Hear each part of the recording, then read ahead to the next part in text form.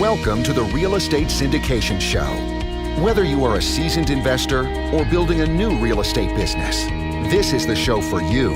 Whitney Sewell talks to top experts in the business. Our goal is to help you master real estate syndication. And now your host, Whitney Sewell. This is your daily real estate syndication show. I'm your host, Whitney Sewell. Today our guest is Jackie Gibson. Thanks for being on the show, Jackie.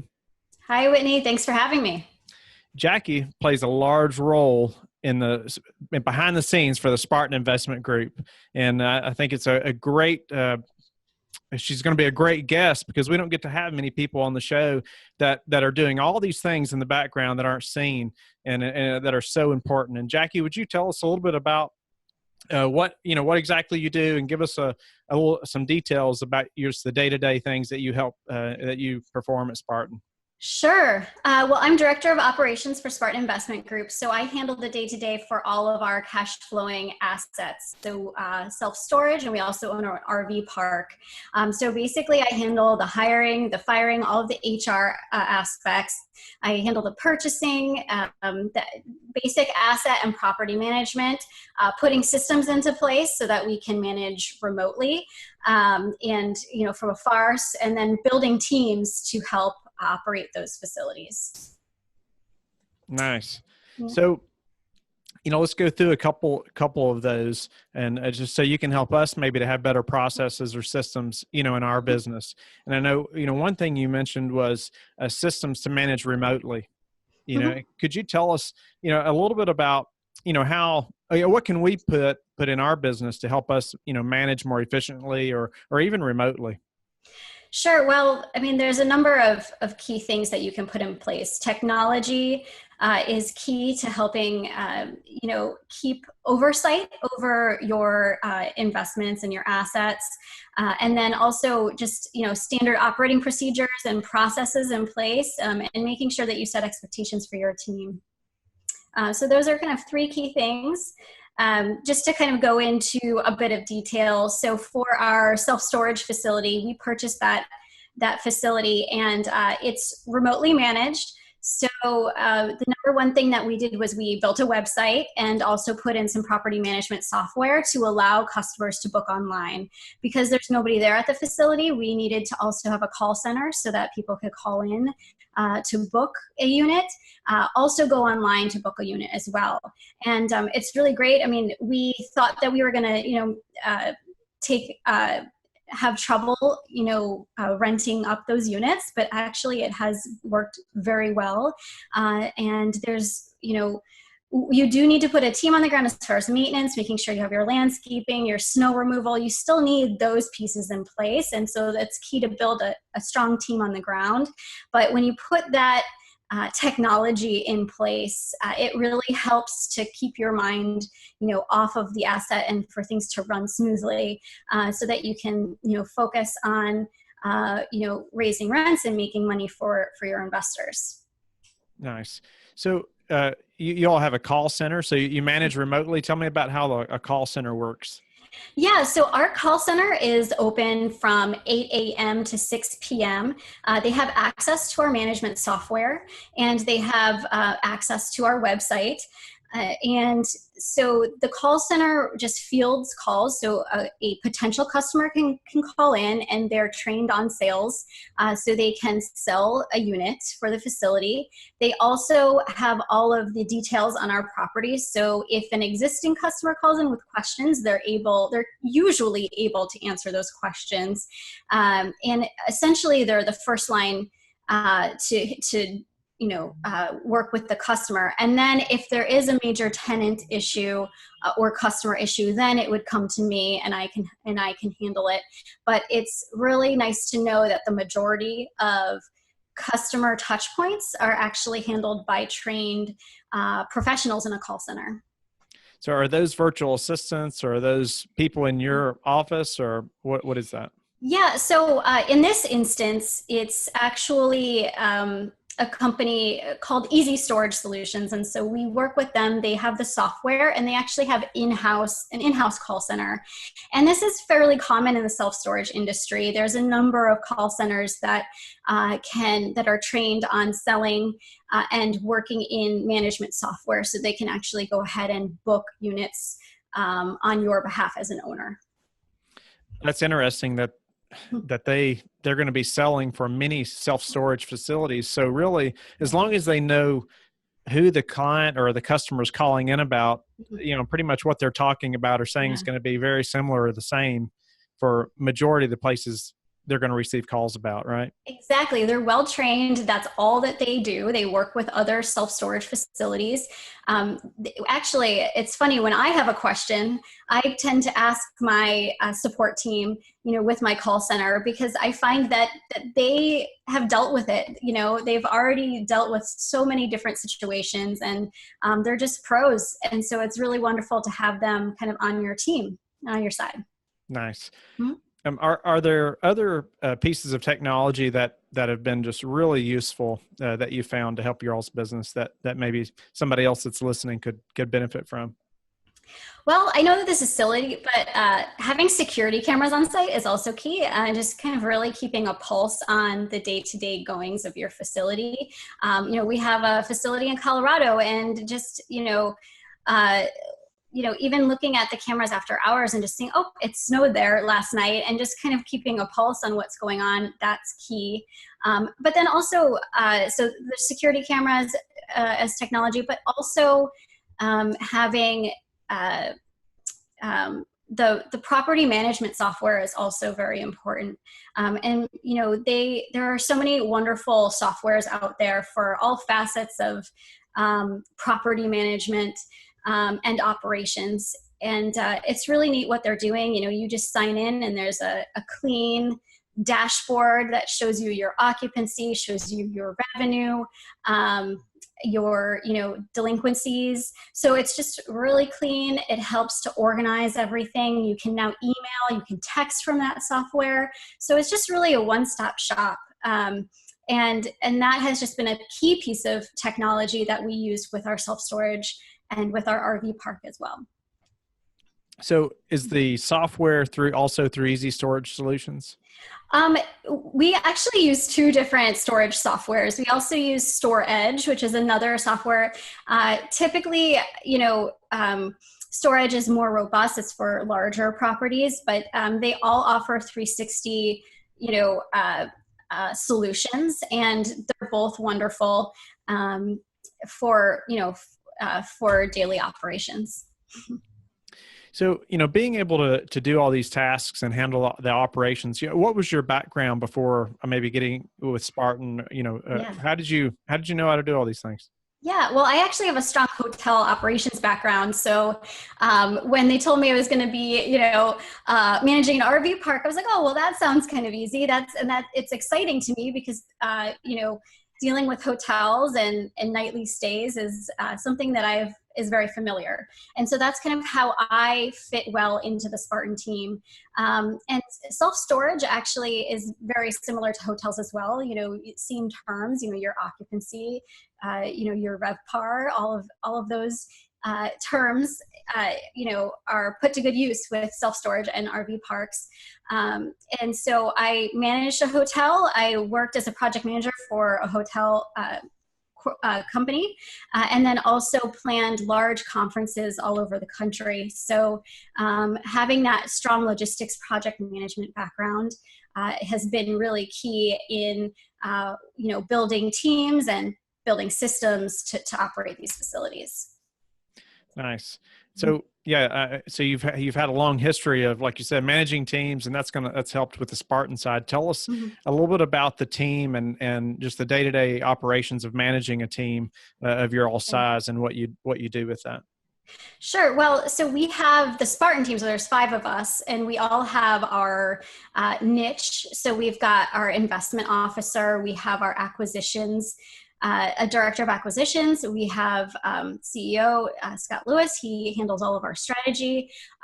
Lindsay, she handles our business intelligence, all of our research, feasibility, due diligence for our projects, and then I handle operations. But then there's also the asset level. So for instance, with our facility in Texas, I have 2 managers and a maintenance guy for that facility. So then you're talking about the teams that are on the ground, and that are, really the frontline employees, and the face of your business. Tell us about, or give us maybe an example of a difficult situation with an employee, maybe some way that you had to handle it, or what you had to do that maybe we're going to run into and have to deal with ourselves.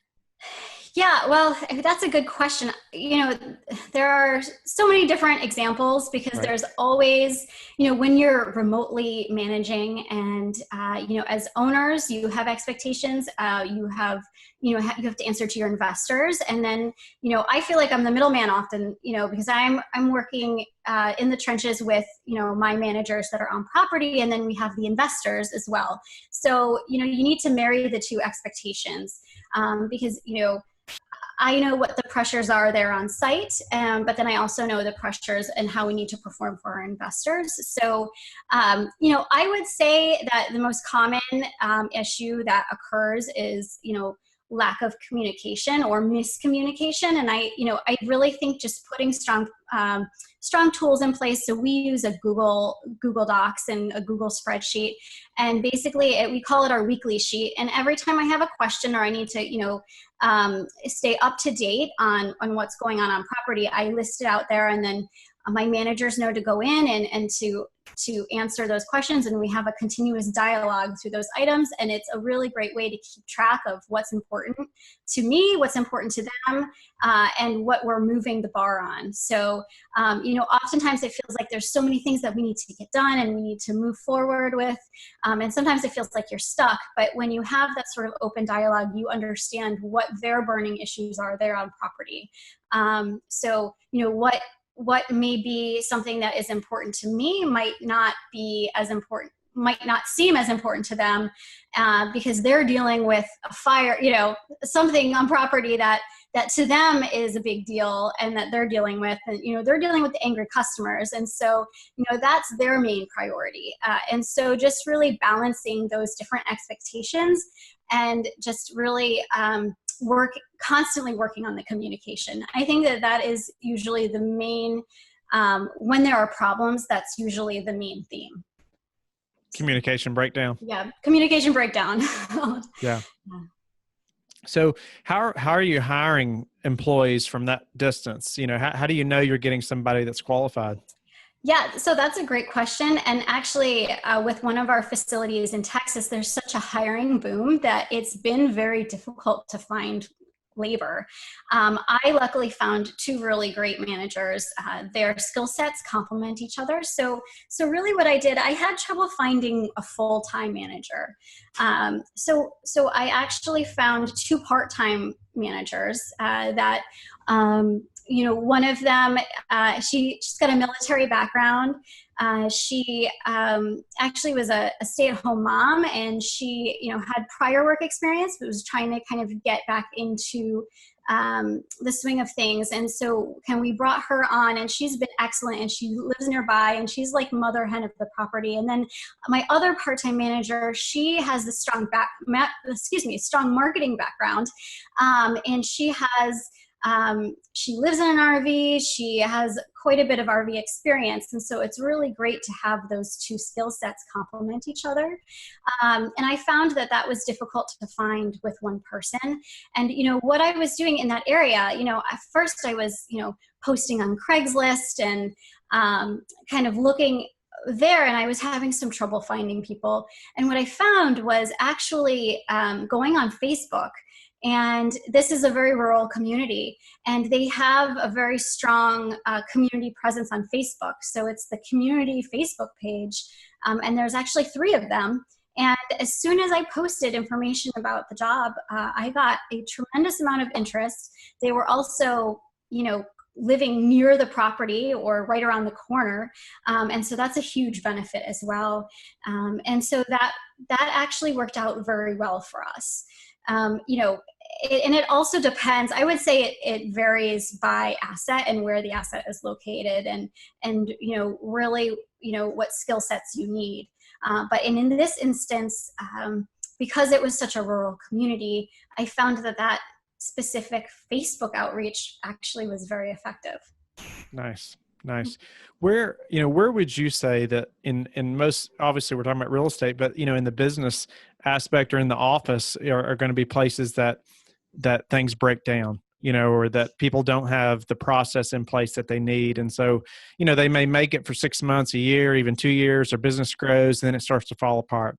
You know, can you give us maybe some systems that you all have developed that you help with that really help you all just to keep everything in focus and just that system operating day to day?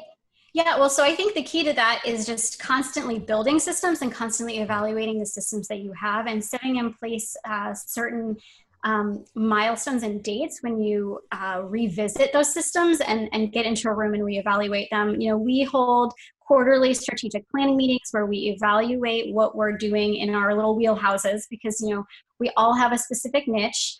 And so we really make sure that we're all aligned with the vision of the company, and we evaluate our communication with each other. We evaluate the performance in our specific business areas. And, you know, it's constant. We do, you know, constantly train each other. You know, one thing that is really neat that we do is, you know, we schedule bi-monthly meetings with the team to, you know, kind of run through our operational area. So even if, you know, Ryan is handling investments and he's focused on that piece, I may be over here in operations and I may be experiencing a certain challenge. And I really love to constantly fall on the experience of the team, and just everyone kind of comes together and we are constantly brainstorming and just always being humble and never, always kind of asking each other and bouncing ideas off of each other. So just kind of having that regular cadence of check-ins, of brainstorming sessions and strategy sessions, so that, you know, you all can kind of come together and help one another, and also just make sure you're staying on mission, on course. Yeah, that's awesome. That's some great advice. Before we run out of time, tell us what Spartan Investment Group's excited about right now. Yeah, well, we're excited. We're evaluating a number of deals, so we're just really excited about, you know, sending out more LOIs and exploring more properties and acquiring more facilities. We're excited for our cash flowing assets and how well they're performing, and we're adding revenue streams and just constantly, you know, looking forward to just adding more benefits to our investors and more cash flow and stronger returns. So we're really excited for that.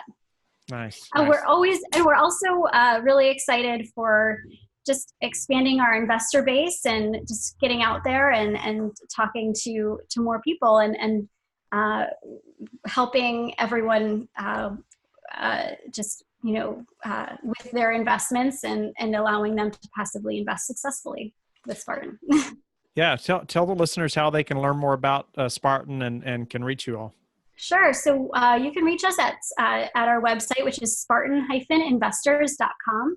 And there's an intake form there on the website, and that actually comes directly to me. So if you're curious about Spartan, if you have any questions for us, or just are interested in our projects and what we're doing and would love to chat with us, just fill out one of those forms, and we look forward to touching base and getting back to you. I appreciate the listeners being on or listening to the show today, and I hope you'll subscribe. And Jackie, thank you so much for being on the show today. Thank you, Whitney. Appreciate it. Thanks for the opportunity. Thank you. Bye. Thank you for listening to the Real Estate Syndication Show, brought to you by LifeBridge Capital. LifeBridge Capital works with investors nationwide to invest in real estate, while also donating 50% of its profits to assist parents who are committing to adoption. LifeBridge Capital, making a difference, one investor and one child at a time. Connect online at www.lifebridgecapital.com for free material and videos to further your success.